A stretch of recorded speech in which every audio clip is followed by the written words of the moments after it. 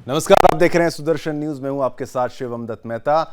9 बजने वाले हैं और समय हो गया है आपके पसंदीदा शो यानी कि जनमत का, एकमात्र ऐसा शो जहां हर खबर पर आप पोल के माध्यम से भाग लेते हैं। सोशल मीडिया प्लेटफॉर्म एक्स पर जाकर वहां आप वोट करते हैं हर खबर पर। एकमात्र ऐसा शो है जहां पर जनता वोट करती है, यानी दर्शक वोट करते हैं और आप जो वोट करते हैं वह नतीजे हम आपको दिखाते हैं जनमत में, यानी आपकी राय हर खबर पर हम दिखाते हैं आपको। और आज जिन विषयों पर चर्चा करेंगे जल्दी से उन पर भी एक नजर डाल लेते हैं फ्लोर ग्राफिक्स के माध्यम से। जी हां, ये ग्राफिक्स आपके लिए हम तैयार करते हैं रोज। आज के मुद्दे क्या हैं, आज के विषय क्या हैं? इजराइल की आंधी, लेबनान को खाक करने की तैयारी, और लेबनान नहीं, खास तौर पर हिजबुल्लाह के किसी भी आतंकी को बख्शने के मूड में इजराइल नजर नहीं आ रहे। और नेतन्याहू भी पूर्णतः एक तरीके से समझिए कि तैयार हैं पूर्णतः कि भाई हमला होगा, जोरदार होगा और आतंकियों को चुन चुन के अगर वो घर में बैठे हैं तो घर के अंदर घुस के मारा जाएगा। ये आपको बताएंगे विस्तार से क्या हो रहा है लेबनान में। फिर आगे बढ़ेंगे और चाइल्ड पॉर्न बैन हो चुका है। देखिए, हम तो कहते हैं पॉर्न हर तरीके का, कैसा भी पॉर्न हो उसको बैन करना चाहिए, लेकिन चाइल्ड पॉर्न यानी कि जो पॉर्न वीडियोस में बच्चे आते हैं उसको लेकर सुप्रीम कोर्ट की तरफ से क्या कहा गया है, सरकार कितनी सजग है कि बच्चों के साथ जब ऐसी वीडियोस बनती हैं तो उसके पीछे शोषण की भी एक लंबी कहानी होती है। और सुदर्शन न्यूज महिलाओं की हक की बात के लिए लड़ाई लड़ता है और बच्चों की हक की लड़ाई हमेशा से सुदर्शन न्यूज लड़ता आया है। इस मुद्दे को भी आपको विस्तार से समझाएंगे जनमत में आगे चलते हुए। फिर एनकाउंटर सीरीज, अगर आप एनकाउंटर्स की बात करें, उत्तर प्रदेश में इतने एनकाउंटर्स होते हैं कि एक किताब लिख सकते हैं, एक वेब सीरीज बन सकती है जिस तरीके से उत्तर प्रदेश में एनकाउंटर किए जाते हैं अपराधियों के। क्योंकि जो पुलिस के खिलाफ बंदूक उठाएगा उसको एनकाउंटर में मरना पड़ेगा। ये उत्तर प्रदेश की सच्चाई हो चुकी है और अब अपराधी भी इस बात को समझते हैं और खुद ब खुद सरेंडर करते हैं उत्तर प्रदेश में। ये डर है उत्तर प्रदेश की पुलिस का और यहां की प्रशासन का। फिर आगे बढ़ेंगे और ये देखिए, ये झूठा आदमी, ये जाकिर नाइक इसका नाम है, आए दिन कोई ना कोई झूठ का नया पुलिंदा ये खड़ा कर देता है। और इस बार तो वक्फ को लेकर समर्थन में ये खड़ा आया है, ऐसे खड़ा उतरा है कि जैसे सब कुछ इसी की प्रॉपर्टी हो। और यहां तक कि अंबानी का जो एंटीलिया है उस मुद्दे को पुनः फिर से उठा लिया गया। 2022 में भी ये मुद्दा सामने आया था, तब एक वीडियो में अरविंद केजरीवाल इस बारे में चर्चा करते हुए नजर आए थे। लेकिन अब जाकिर नाइक ने फिर से एंटीलिया की बात उठा दी है और कह दिया कि वो भी वक्फ की प्रॉपर्टी है, सब कुछ वक्फ का है इनके हिसाब से। फिर आगे बढ़ेंगे, हैवान जिहादी, कैसे कितने जिहादियों ने मिलकर एक 5वीं कक्षा की बच्ची के साथ जिस तरीके से रेप की घटना को अंजाम दिया है, निंदनीय है। लेकिन हम तो कहते हैं यहां पर भी एक्शन उसी अंदाज में होना चाहिए जैसे उत्तर प्रदेश में एनकाउंटर्स होते हैं। बच्चियों के हक की लड़ाई हम तो लड़ते रहेंगे। चलिए शुरुआत करते हैं। पहली खबर इजराइल और हिजबुल्लाह से शुरू होती है।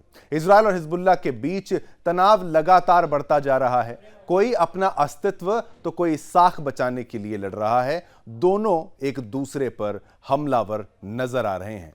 कोई अपने घमंड में चूर है तो कोई अपनी कौम में सनी कट्टरता से जवाबी कार्रवाई कर हमलों को अंजाम दे रहा है। यह हालत है। इस संघर्ष को देखकर माना जा सकता है कि अब इजराइल 2 मोर्चों पर युद्ध लड़ रहा है और यह भी कहा जा सकता है कि यह एक आने वाली भीषण युद्ध की आंधी की ओर इशारा है।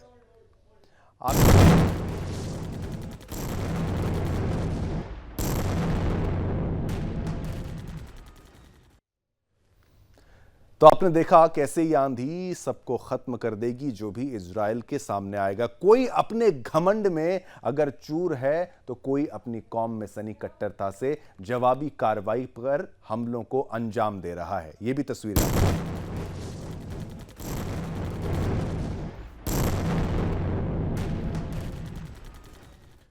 इस संघर्ष को देखकर माना जा सकता है कि अब इजराइल 2 मोर्चों पर युद्ध लड़ रहा है और यह भी कहा जा सकता है कि यह एक आने वाले भीषण युद्ध की आंधी की ओर इशारा है।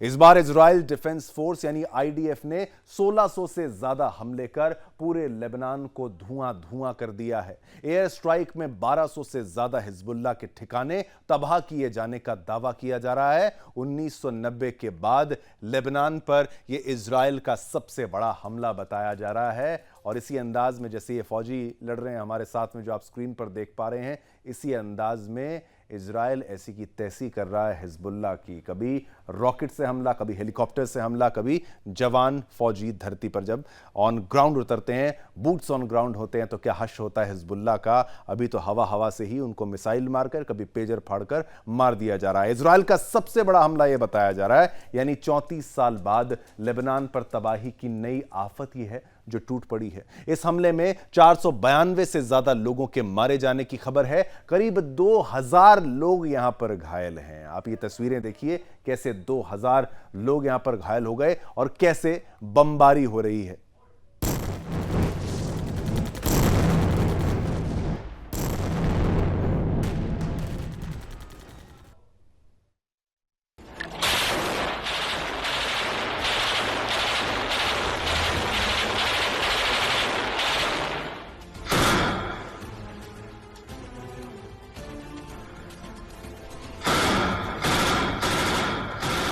ये भीषण युद्ध की तस्वीरें आपको दिखा रहे हैं और अपनी ग्राफिक्स के माध्यम से ये ऑपरेशन का एक वीडियो आपको दिखा रहे हैं, कैसे होता है ऑपरेशन।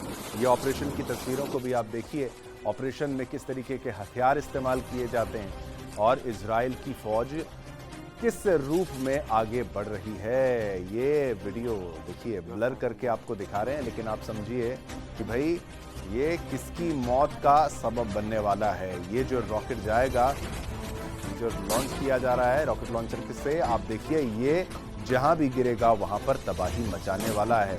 तो आर पार की लड़ाई इस वक्त हो रही है और ये देखिए कैसे बिल्डिंग्स को खाक कर दिया गया है और सब कुछ नेस्त नाबूद करने की तैयारी जो है इजराइल ने कर रखी थी और उसी को अमली जामा पहनाया जा रहा है।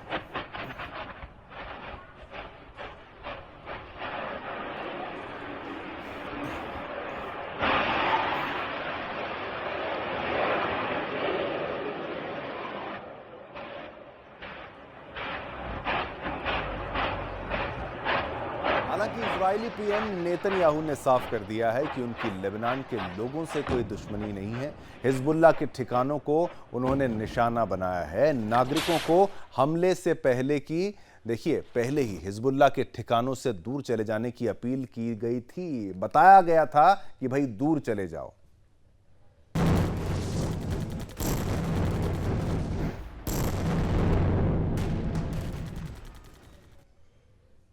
למי שעדיין לא הבין, אני רוצה להעביר את מדיניות ישראל. אנחנו לא מחכים לאיום, אנחנו מקדימים אותו. בכל מקום, בכל זירה, בכל עת. אנחנו מחסלים בכירים, מחסלים מחבלים, מחסלים טילים, ועוד ידנו נטויה. מי שמנסה לפגוע בנו, אנחנו פוגעים בו וביתר שאת. אני הבטחתי שאנחנו נשנה את מאזן הביטחוני, מאזן הכוחות בצפון. זה בדיוק מה שאנחנו עושים. אנחנו משמידים אלפי טילים ורקטות שמכוונים לערי ישראל ולאזרחי ישראל. אנחנו עומדים בפני ימים מורכבים, ואני מבקש מכם, אזרחי ישראל, שני דברים. ראשית, להישמע להנחיות פיקוד העורף, זה מציל חיים. ושנית, לעמוד יחד, בנחישות, באחריות, וכמובן גם באורך רוח. יחד נעמוד איתן, יחד נילחם, ובעזרת השם, יחד. इस हमले के बाद अमेरिका समेत अरब देशों के बीच एक बार फिर तनातनी बढ़ती दिख रही है। गाजा के बाद इजराइल के इस नए वॉर जोन पर दुनिया की नजरें टिकी हुई हैं। कुछ घंटों में ही इजराइल ने एयरबेस पर अटैक का बदला ले लिया और बदला भी ऐसा लिया कि पूरा लेबनान दहल गया है। इतना विध्वंसक हमला इजराइल ने लेबनान पर पहले कभी नहीं किया है।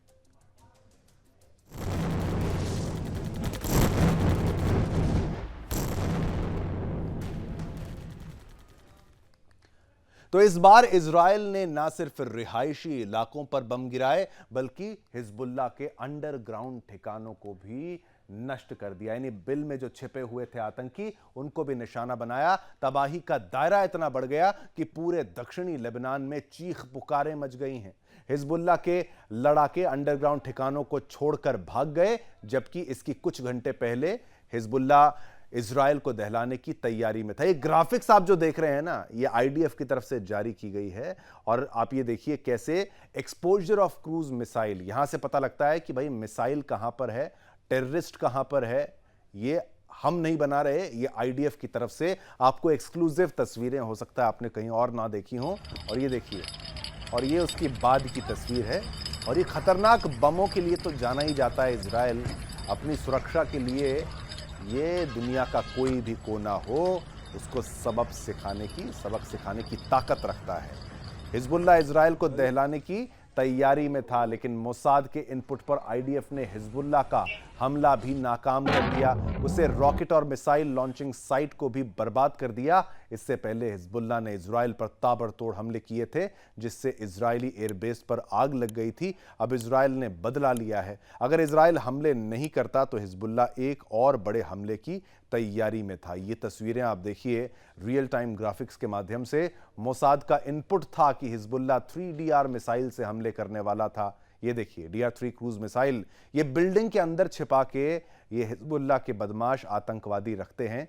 3DR मिसाइल की रेंज जो है वो 200 किलोमीटर है और 300 किलो विस्फोटक ले जाकर हमला करने में ये सक्षम है। यानी 21 से 22 सितंबर की रात को हमले करने के बाद 23 सितंबर की सुबह भी हिजबुल्लाह इजराइल के रिहायशी इलाकों पर हमले करके तबाही मचा देता, अगर वक्त पर इजराइल ने जवाबी कार्रवाई नहीं की होती।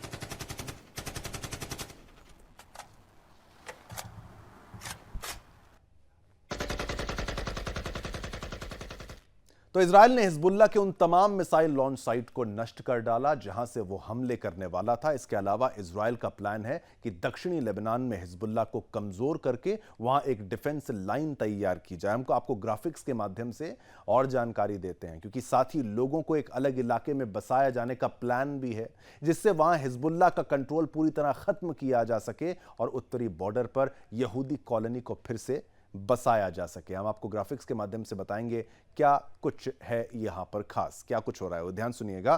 तो अक्टूबर 2023 को क्या हुआ, हिजबुल्लाह द्वारा उत्तरी इजराइल में रॉकेट दागने के साथ हिंसा शुरू होती है।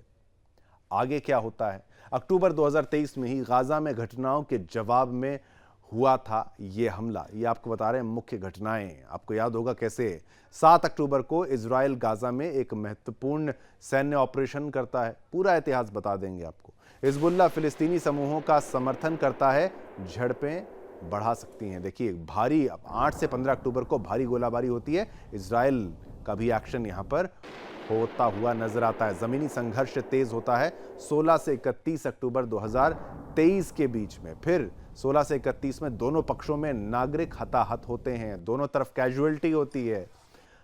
अंतर्राष्ट्रीय समुदाय से संयम की अपील की जाती है कि भाई आप संयम बरतिए। अंतर्राष्ट्रीय मध्यस्थताओं द्वारा एक सीज फायर लागू होता है, हालांकि सीमा पर झड़पें जारी रहती हैं। हिजबुल्लाह द्वारा नए रॉकेट हमले के बाद इजराइल के प्रतिशोधी हमले होते हैं। आगे क्या होता है, पेजर में सितंबर 2023, ये लेटेस्ट है, सबसे बढ़िया वाला, पेजर में बम विस्फोट वाला मामला जिसको आपको लगातार हमने दिखाया। इजराइल ने हिजबुल्लाह पर आरोप लगाया और उत्तरी लेबनान में लक्षित हवाई हमले किए। विस्फोट जब हुआ इजराइल पर भी बम गिरे हैं, ये भी याद रखिएगा। हिजबुल्लाह ने जवाब में इजराइल की सीमा में रॉकेट दागे, जिससे और अधिक विनाश हुआ। तो हिजबुल्लाह भी बिल्कुल बाज आता हुआ नजर नहीं आता। नॉन स्टेट एक्टर के रूप में लेबनान का एक सशस्त्र समूह और राजनीतिक पार्टी जो ईरान के साथ संबंध रखता है और इजराइल और अन्य देशों द्वारा आतंकवादी संगठन माना जाता है, यह है हिजबुल्लाह। इजराइल का रुख फिलिस्तीनी समूहों के साथ लगातार संघर्ष में शामिल है और हिजबुल्लाह को अपनी सुरक्षा के लिए एक गंभीर खतरा मानता है इजराइल।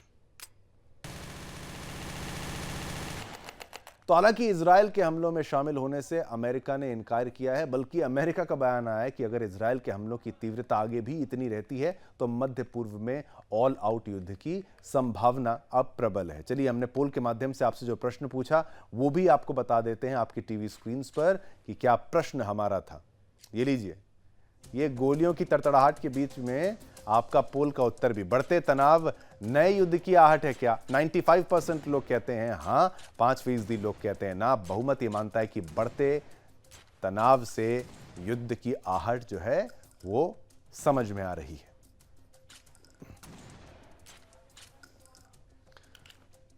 आपके लिए युद्ध का रखा था, अंतर्राष्ट्रीय मुद्दे थे, लेकिन अब आते हैं उत्तर प्रदेश की बात करते हैं। उत्तर प्रदेश की राजधानी लखनऊ से एक ऐसी घटना सामने आई है जिस पर यकीन करना मुश्किल हो जाएगा। घटना लखनऊ के सरोजनी नगर थाना क्षेत्र की है, जहां एक 13-14 वर्ष की मासूम बिटिया जो कक्षा 5वीं की छात्रा है, उस मासूम के साथ दो जिहादियों ने उसका अपहरण करके एक होटल के कमरे में उसको ले जाकर उस मासूम बच्ची के साथ वो किया जिसकी कल्पना मात्र से ही सभी की रूह कांप जाए। जी हां, एक 14 से 13 साल की बच्ची मासूम की मासूमियत को दो जिहादियों की हैवानियत ने कैसे कुचल कर रख दिया।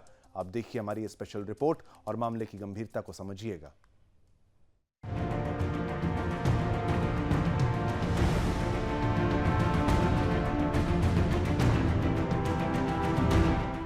पांच वक्त के नमाजी बने 5वीं की छात्रा के बलात्कारी, 14 वर्ष की मासूम बच्ची के साथ जिहादियों की दरिंदगी, मासूमियत पर हावी हुई जिहादियों की हैवानियत। उत्तर प्रदेश की राजधानी लखनऊ से एक ऐसी घटना सामने आई है जिस पर यकीन करना मुश्किल हो जाएगा, लेकिन जब हम आपको आरोपियों के बारे में बताएंगे तो आप भी कहेंगे कि हाँ, ये हैवान ऐसा कर सकता है। घटना लखनऊ के सरोजनी नगर थाना क्षेत्र की है। एक 14 वर्ष की मासूम बिटिया जो कक्षा 5वीं की छात्रा है, रोजाना की तरह वो सोमवार को स्कूल से छुट्टी होने पर घर लौट रही थी। तभी रास्ते में दो हैवानों ने उसका पीछा करना शुरू कर दिया। रास्ते में पीछे लगे दो जिहादियों ने पहले उसका स्कूल बैग उतारकर फेंक दिया, उसके बाद उसका हाथ खींचकर कार में बैठाया और उसे लेकर कृष्णानगर के एक होटल के कमरे में पहुंच गए। यहाँ पर दोनों जिहादियों ने मासूम बच्ची के साथ वो किया जिसकी कल्पना मात्र से ही रूह कांप जाए। यहाँ पर जिहादी दानिश और अमीन ने मासूम के साथ सामूहिक दुष्कर्म किया और अपनी हैवानियत के तले एक मासूम की चीख और मासूमियत दोनों को कुचल कर रख दिया। इस पूरी वारदात की जिहादियों द्वारा वीडियो बनाई गई और बकायदा धमकी भी दी गई कि किसी को अगर बताया तो पूरे परिवार को जान से मार देंगे। उसी दिन शाम 4 बजे के आसपास पीड़िता को जिहादी दानिश और अमीन उसके घर के समीप छोड़कर भाग गए। बदहवास हालत में बेटी जब घर पहुंची तो परिवार के लोग पूछताछ करने लगे। काफी प्रयास के बाद बेटी ने अपने साथ हुए घटनाक्रम के बारे में परिवार के सदस्यों को बताया। पिता ने देर रात में ही इस मामले में जिहादी दानिश और अमीन के खिलाफ तहरीर देकर शिकायत कराई। मामले में पुलिस ने एक आरोपित को हिरासत में लेकर पूछताछ शुरू कर दी है। Bureau report, Sudarshan news.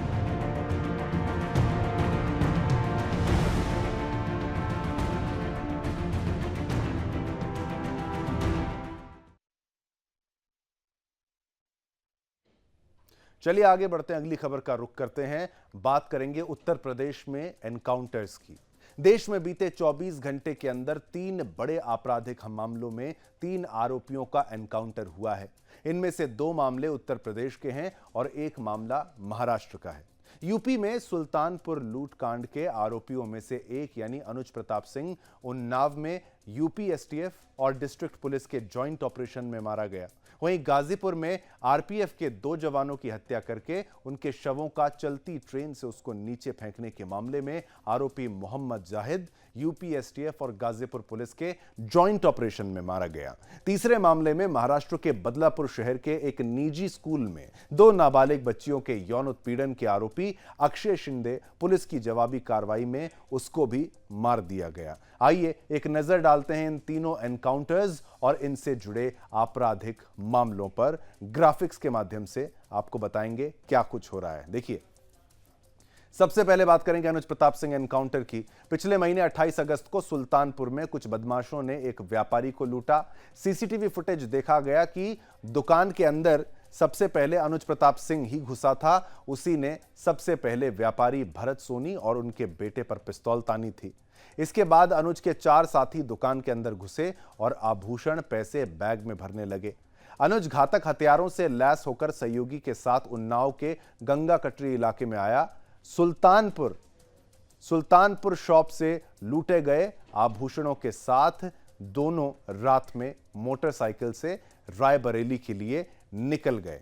तो देखिए, एसटीएफ की टीम 22 सितंबर को रायबरेली उन्नाव हाईवे पर कोल्हूगाड़ा अचलगंज अंडरपास पर पहुंची। टीम 2 यूनिट में बंट गई और इलाके की घेराबंदी कर जांच शुरू कर दी गई।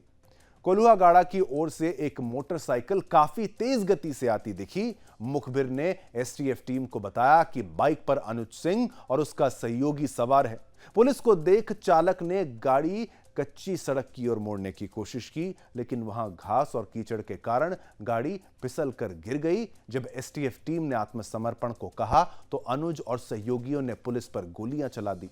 हेड कांस्टेबल रवि वर्मा को गोली लगी, लेकिन बुलेट प्रूफ जैकेट पहने होने के कारण वो बच गए। जवाबी फायर में यानी जवाबी फायरिंग में अनुज सिंह को गोली लगी और वो सड़क किनारे गिर गया। उसे अस्पताल ले जाया गया, जहां डॉक्टरों ने उसे मृत घोषित कर दिया। ये तो एनकाउंटर की बात थी अनुज प्रताप सिंह की, कैसे इसका खात्मा हुआ, कैसे इसका एनकाउंटर हुआ। आगे बढ़ेंगे, अब अगले एनकाउंटर की भी बात करेंगे। इस बारे में तो आपको हमने इस मुद्दे पर तो विस्तार से समझाया, क्योंकि ये मुद्दा बहुत महत्वपूर्ण था। ये मुद्दा इसलिए महत्वपूर्ण था क्योंकि अनुज प्रताप सिंह की जब बात यहां पर आती है तो ये समाजवादी पार्टी से भी सवाल है कि भाई आप जब कोई और मरता है, किसी और दूसरी जाति का होता है, क्योंकि ये धर्म में जाति खोजते हैं, तो आप हल्ला करते हैं। किसी मुसलमान का एनकाउंटर होता है तो हल्ला करते हैं, लेकिन अब जब किसी और जाति के व्यक्ति का यहां पर एनकाउंटर हुआ तो अब क्यों इतनी चुप्पी साध ली गई। इसीलिए योगी आदित्यनाथ जी के द्वारा ये कहा जाता है कि भाई अपराधी केवल अपराधी है और जो तंग करेगा उसका इलाज तो होगा ही होगा। अब आगे बढ़ते हैं, ये अगले मामले की बात करते हैं। बात करेंगे मोहम्मद जाहिद एनकाउंटर की। गुवाहाटी एक्सप्रेस में 19 से 20 अगस्त की रात अवैध शराब की तस्करी रोकने की कोशिश की गई थी आरपीएफ के द्वारा, पुलिस के द्वारा। इस कोशिश में आरपीएफ के 2 जवान जावेद खान और प्रमोद कुमार की हत्या कर दी गई थी। वो वीरगति को प्राप्त हुए थे। इसके बाद दोनों के शवों को चलती ट्रेन से ट्रैक पर फेंक दिया गया था इन बदमाशों के द्वारा। दोनों के शव पंडित दीनदयाल उपाध्याय दानापुर रेलखंड पर अलग अलग स्थानों पर मिले थे। पुलिस जांच में पता चला कि इस हत्याकांड के तार बिहार के शराब माफियाओं से जुड़े हुए हैं। हत्याकांड में शामिल 6 शातिर अपराधियों को गिरफ्तार किया गया, जबकि मोहम्मद जाहिद नाम का आरोपी फरार चल रहा था। मोहम्मद जाहिद को दिलदार नगर के पास एक स्थान पर ट्रैक किया गया। यूपी एसटीएफ की नोएडा यूनिट, जीआरपी और गाजीपुर पुलिस की संयुक्त टीम ने उसे घेर लिया। इस दौरान उसने 2 पुलिसकर्मियों पर गोलियां चला दी, जिसमें 2 जवान घायल भी हो गए और जवाबी कार्रवाई में मोहम्मद जाहिद को गोली लगी और वो गंभीर रूप से घायल हो गया। उसे जिला अस्पताल ले जाया गया, जहां डॉक्टरों ने उसे मृत घोषित कर दिया। तो यहां पर एक और चैप्टर जो है वो क्लोज हो जाता है। मोहम्मद जाहिद का यहां पर एनकाउंटर हो जाता है और यह कहानी है मोहम्मद जाहिद के अंत की। सोचिए, ये वो लोग हैं जो पुलिस वाले को गोली चला सकते हैं, पुलिस वालों की हत्या कर सकते हैं। आरपीएफ, रेलवे पुलिस फोर्स वालों की हत्या करने में ये माहिर हैं और इन्होंने देखिए शराब व्यापार के चलते उन भारतीय जवानों को मारा, उन आरपीएफ के जवानों को मारा और उसका बदला जो है वो अब ले लिया गया है। अब आगे बढ़ेंगे, एक और एनकाउंटर की बात करेंगे। अब बात करेंगे अक्षय शिंदे एनकाउंटर की।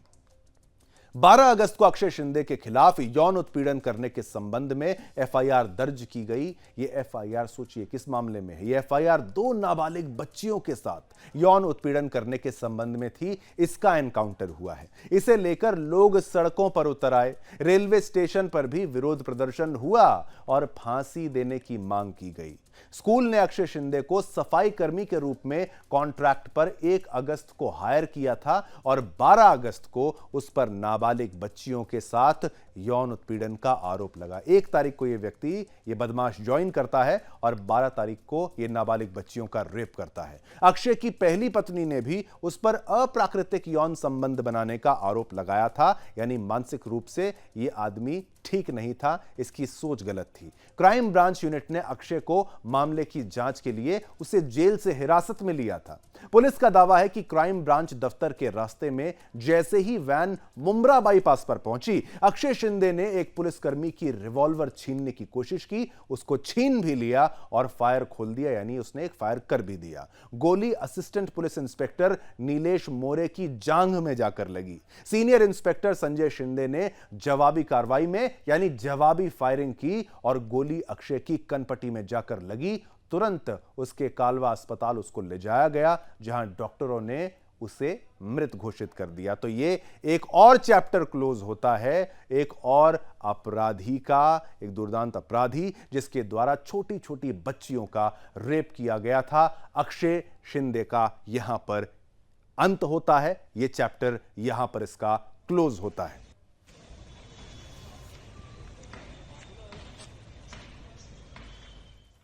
तो आप देख रहे हैं कैसे आपके लिए हमने ये स्पेशल सेगमेंट लेकर आए हम आपके लिए, जिसमें हमने आपको दिखाया कैसे पूरे भारत में जगह जगह कैसे एनकाउंटर्स जो थे वो चल रहे थे और कौन से मामले में कौन जिम्मेदार था और पुलिस का रोल उसमें क्या था। अब आगे बढ़ेंगे, नकली नोट के बारे में आपको बताएंगे। उत्तर प्रदेश में समाजवादी पार्टी के नेताओं पर आए दिन कोई ना कोई गंभीर आरोप लग रहे हैं। अब नया मामला यूपी के कुशीनगर का है, जहां पुलिस को बड़ी सफलता हाथ लगी है। कुशीनगर पुलिस ने नकली नोट चलाने वाले गैंग पर शिकंजा कसा है और इस गैंग का सरगना कोई आम आदमी नहीं है, सपा का नेता है। सपा नेता रफी खान बताया जा रहा है। पुलिस ने रफी खान समेत 10 लोगों को अरेस्ट किया है।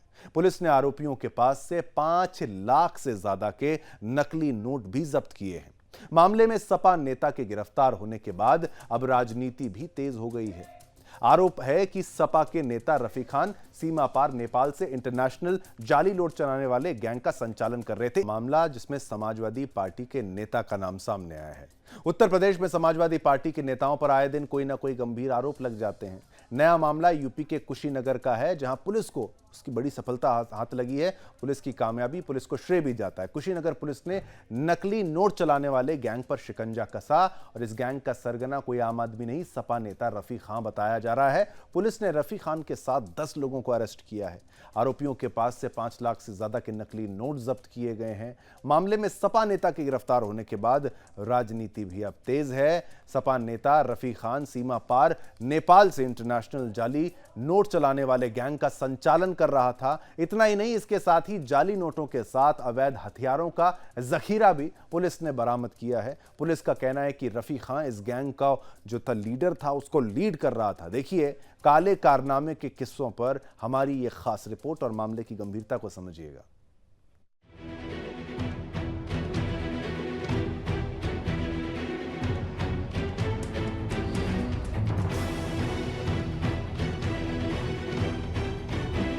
व्हील चेयर पर बैठा ये शख्स कोई गंभीर बीमारी से पीड़ित नहीं है और ना ही इन्होंने बॉर्डर पर देश के लिए गोलियां खाई हैं।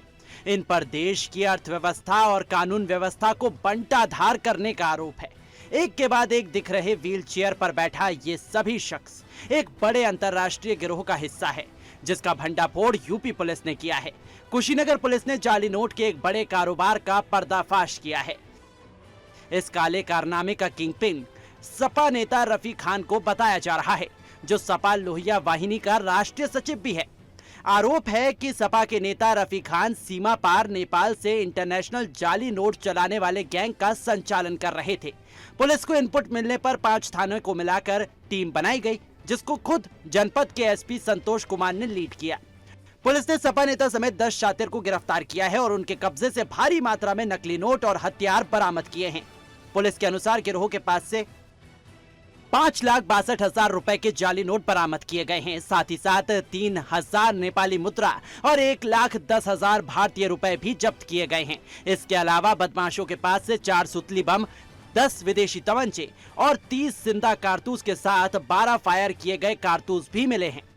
जनपद कुशीनगर में थाना तमकुही राज क्षेत्र में एक जाली नोटों में कार्य करने वाला एक गैंग उसको बस्ट किया गया है, जिसमें टोटल 10 लोगों की गिरफ्तारी अब तक की जा चुकी है। इनके पास से 5,60,000 कीमत की जाली नोट बरामद हुए हैं। साथ ही साथ नेपाली करेंसी भी बरामद हुई है।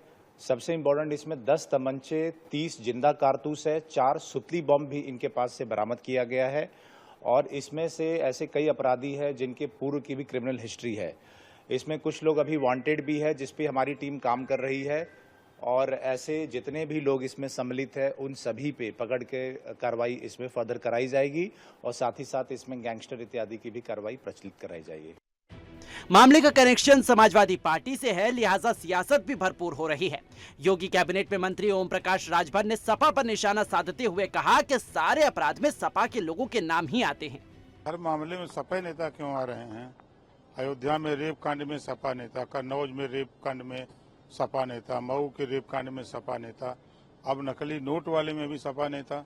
हर काम सपा नेता करते हैं। दुर्भाग्य है कि ऐसे लोग धरती पर देश के दुश्मन हैं, समाज के दुश्मन हैं। इन लोगों को तो तत्काल गिरफ्तार करके इनको सीधे जेल में भेजने की जमानत नहीं होनी चाहिए ऐसे लोगों की। बता दें कि 2 दिन पहले ही सपा सांसद अवधेश प्रसाद के बेटे अजीत प्रसाद पर मारपीट और अपहरण के गंभीर आरोप लगे हैं। अब नकली नोटों के इस अंतर्राष्ट्रीय कनेक्शन में सपा नेता का नाम आने से सियासत और भी तेज है।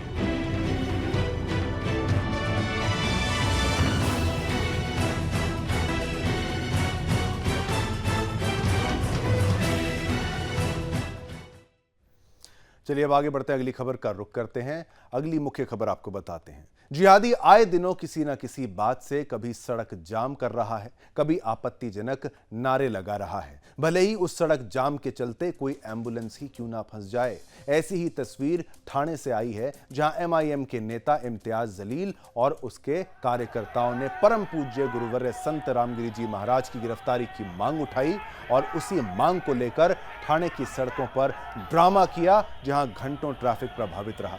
तिरंगा रैली के नाम पर महाराष्ट्र के छत्रपति संभाजी नगर से चलकर बाला साहेब ठाकरे समृद्धि महामार्ग पर घंटों ट्रैफिक जाम लगाए रखा और अल्लाहू अकबर के नारे भी ये लोग लगाते रहे। और ये ड्रामा मुंबई के ठाणे शहर में जिहादियों का नंगा नाच यहां पर चलता ही रहा, जिसके बाद ठाणे प्रशासन ने इसकी बात सुन वापस इन जिहादियों को वापस छत्रपति संभाजी नगर की तरफ भेज दिया।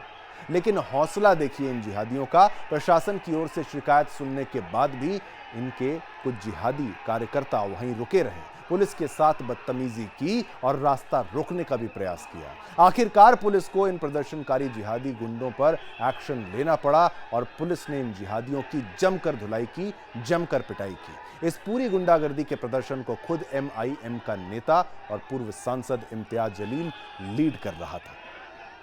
ये तस्वीर आपने देखी कैसे ठाणे में जिहादियों का ये नंगा नाच चल रहा था। ट्रैफिक रोककर इन्होंने मजहबी नारे लगाए और जिहादियों ने पुलिस प्रशासन से बदतमीजी भी की और प्रदर्शन को लीड कर रहा था एमआईएम का नेता इम्तियाज जलील। तो ये देखिए, जिस देश में है, जिस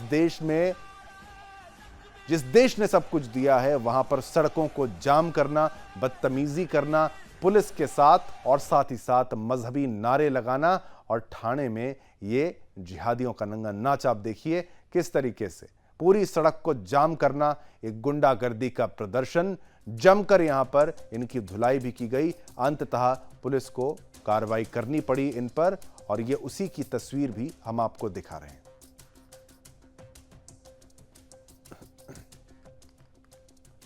आगे बढ़ते हैं, एक और महत्वपूर्ण मुद्दे की बात हम करेंगे, जिसको हमने शुरुआत में आपको फ्लोर ग्राफिक्स के माध्यम से बताया था कि चाइल्ड पोर्नोग्राफी बच्चों से जुड़ा मुद्दा है, इसलिए ध्यान से सुनिएगा। अब बात करते हैं बाल सुरक्षा से जुड़े मुद्दे की। सुप्रीम कोर्ट ने साफ किया है कि चाइल्ड पोर्नोग्राफी से जुड़ी सामग्री डाउनलोड करना और उसे अपने पास रखना अब अपराध है। सुप्रीम कोर्ट ने कहा है कि अगर कोई व्यक्ति इस तरह की सामग्री को मिटाता नहीं है या पुलिस को इसके बारे में सूचना नहीं देता तो पॉक्सो एक्ट की धारा 15 इसे अपराध करार देती है। सुप्रीम कोर्ट ने इस बारे में मद्रास हाई कोर्ट का फैसला पलट दिया है। सुप्रीम कोर्ट ने कहा है कि कानूनन ऐसी सामग्री को रखना भी अपराध है। हाईकोर्ट ने एक व्यक्ति के खिलाफ दर्ज केस ये कहते हुए निरस्त कर दिया था कि उसने चाइल्ड पोर्नोग्राफी सिर्फ डाउनलोड की थी और अपने पास उसे रखा, उसने इसे किसी और को नहीं भेजा, यानी आगे सेंड नहीं किया है। सुप्रीम कोर्ट की दाद देनी पड़ेगी। सुप्रीम कोर्ट ने केंद्र सरकार को सलाह देते ही कहा है कि वह सलाह यह दी है कि पॉक्सो एक्ट में बदलाव कर चाइल्ड पोर्नोग्राफी शब्द की जगह इसको हटाकर इसके ऑप्शन में child sexually abusive and exploitative material यानी CSAEM लिखा जाए। चीफ जस्टिस डीवाई चंद्रचूड़ की अध्यक्षता वाली बेंच के सदस्य जस्टिस JB पारदीवाला ने 200 पन्ने का यह फैसला लिखा है। उन्होंने कहा है कि जब तक पॉक्सो एक्ट में बदलाव को संसद की मंजूरी नहीं मिलती है, तब तक के लिए एक अध्यादेश लाया जाए। मद्रास हाई कोर्ट ने एस हरीश के खिलाफ पॉक्सो अधिनियम 2012 और IT अधिनियम 2000 के तहत आपराधिक मामला रद्द कर दिया था। IT अधिनियम की धारा 67B के तहत अपराध गठित करने के लिए एक आरोपी को यौन स्पष्ट कार्य या आचरण में बच्चों को चित्रित करने वाली सामग्री प्रकाशित का मामला होता है।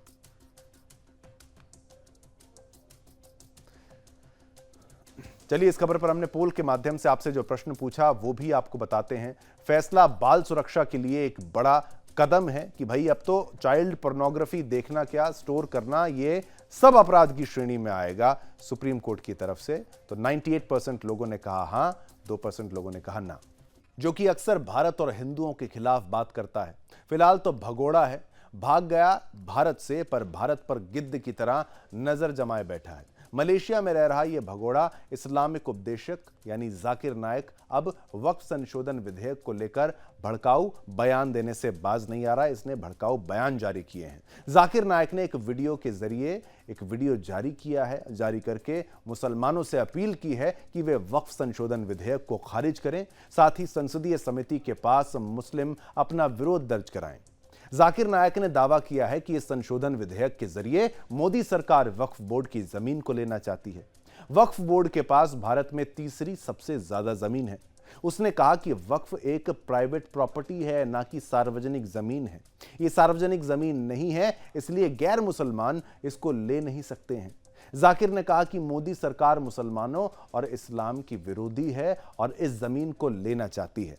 जाकिर नायक ने आरोप लगाया कि कोर्ट में मामला चल रहा है। एक ऐसे मामले की बात कर दी, इसकी मंदबुद्धि की बात सुनिए, कि अंबानी जिसमें जीत चुका है, यानी एंटीलिया का मामला। तो एंटीलिया जिस जमीन पर है, वक्फ उस पर भी दावा करता है। ये जाकिर नायक ने इस पर अपडेट दिया है। 2022 में भी ये बात सामने आई थी।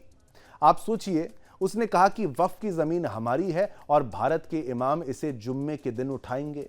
उसने कहा कि अगर हम ऐसा नहीं करेंगे तो अल्लाह का कहर हम पर टूटेगा। हम इस वक्त संशोधन बिल को पारित नहीं होने देंगे। सभी भारतीय मुसलमान एकजुट हों और आने वाली पीढ़ियों के लिए इसे बचाएं। जाकिर ने यह भी कहा कि अगर हम ऐसा करने में असफल रहे तो हम इसके लिए जिम्मेदार माने जाएंगे।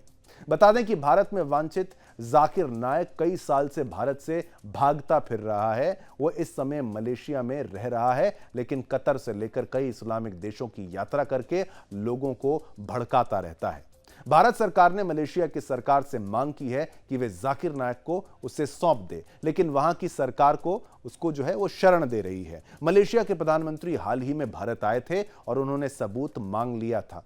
जाकिर नायक हाल ही में पाकिस्तानी यूट्यूबर के साथ अब पॉडकास्ट में भी नजर आ रहा है, जहां उसने हमेशा की तरह बातों को गोल घुमाते हुए तरह तरह के दावे किए हैं, जिसमें से एक ये भी था कि जिस जमीन पर भारत के सबसे बड़े उद्योगपति यानी मुकेश अंबानी का प्रसिद्ध घर यानी एंटीलिया बंगला बना है, वो वक्फ की प्रॉपर्टी है। ये वो दावा कर रहा है। पाकिस्तानी यूट्यूबर के साथ अपने पॉडकास्ट में जाकिर नायक ने दावा किया है कि मोदी सरकार ने अनुच्छेद 370 से पहले जाकिर नायक से मिलने के लिए मलेशिया तक एक प्रतिनिधि भी भेजा था। अब क्या कुछ कहा है इसने, वो आप सुनिए। इस पॉडकास्ट में क्या उल जलूल बातें की हैं। इंडिया को तो डेमोक्रेटिक कंट्री बनाए, लेकिन हमारे जो मुसलमान थे उनने जो मुस्लिम पर्सनल लॉ बोर्ड कायम किया, ये एक फिनोमिनल है। तो इसलिए कोई भी गैर मुस्लिम कंट्री दुनिया की है, India is one of the best और दी बेस्ट कुड से, क्योंकि मुस्लिम पर्सनल लॉ बोर्ड है। वक्फ की प्रॉपर्टी जो है, जो मुसलमान ने ड्राफ्ट किए कॉन्स्टिट्यूशन में, ये वक्फ के जो पॉइंट्स है is better than many of the Muslim countries. Muslim country के जो वक्फ के पॉइंट्स है वो इंडियन वक्फ बोर्ड और पावरफुल है। इतना महफूज किया गया है, तो कुछ भी कर सकते हैं, सही मनमानी कर सकते हैं, कॉन्स्टिट्यूशन से खिलवाड़ कर सकते हैं। और सबसे बड़ा खिलवाड़ उन्होंने किया, वो 370 आर्टिकल को उन्होंने बैन कर दी, निकाल दी, और कश्मीर की आजादी उसको हटा दिया। और उस वक्त ये चल रहा था, जब 370 निकालने के पहले कुछ महीने पहले उनने अपने एक सबॉर्डिनेट, एक एमिसरी इंग्लिश में बोलते, एक आदमी को भेजा मुझे मिलने के लिए मलेशिया में। मिलना चाहते थे, मैं बोला कोई प्रॉब्लम नहीं। तो हमने 5 स्टार होटल में मुलाकात की इधर मलेशिया में, पुत्रजाय में। मैंने बोला आपको कौन भेजा है? तो बोला डायरेक्ट मुझे मोदी जी और अमित शाह ने भेजा, प्राइम मिनिस्टर और होम मिनिस्टर ने। ये कभी की बात है, 2018 जब ये 370 आर्टिकल निकला कश्मीर का, उसके कुछ महीने पहले, सही 18 था या 2018 तकरीबन 19 जो भी था। तो क्या बात हुई इसमें? उन्होंने कहा कि हम आपके हमारे बीच में दरमियान मिसअंडरस्टैंडिंग हटाना चाहते। सही। तो मैंने कहा मेरे हिसाब से अगर मुझे कोई दुनिया में मेरे फैमिली के बाद अच्छी तरीके से जानता है, आपकी इंटेलिजेंस है। मेरे फैमिली के बाद अगर मुझे कोई एकदम गहराई से जानता है वो आप लोग हैं। मेरी जिंदगी तो एक ओपन बुक है, खुली किताब है। वो अलग बात है कि आपको मेरे काम पसंद नहीं आते, लेकिन मैंने कोई भी कॉन्स्टिट्यूशन का एक तो एक कॉमेडी शो की तरह इन दोनों की बातों को अगर आप सुनना चाहें तो इनके पॉडकास्ट को देख सकते हैं। और चिलगोजी जैसी शक्ल के जो लोग बैठे हुए थे, इनकी बातों को आप देखेंगे तो आप समझ पाएंगे कितनी गप इन्होंने वहां पर करी है। और बोल दिया है कि एंटिलिया भी वक्फ की प्रॉपर्टी है। एक जज के द्वारा भी कहा गया था कि सब कुछ ही वक्फ का बता दीजिए, वो भी आपको हम अगले एपिसोड में दिखाएंगे। लेकिन इस एपिसोड में हमने आपको ये प्रश्न पूछा कि जाकिर के हौसले फिर से बुलंद हो गए हैं क्या, नई ऊर्जा इसको मिली है क्या। 90% लोग कहते हैं हाँ, 10% लोग कहते हैं ना। बहुमत ये मानता है कि जाकिर फिर से जाग गया है।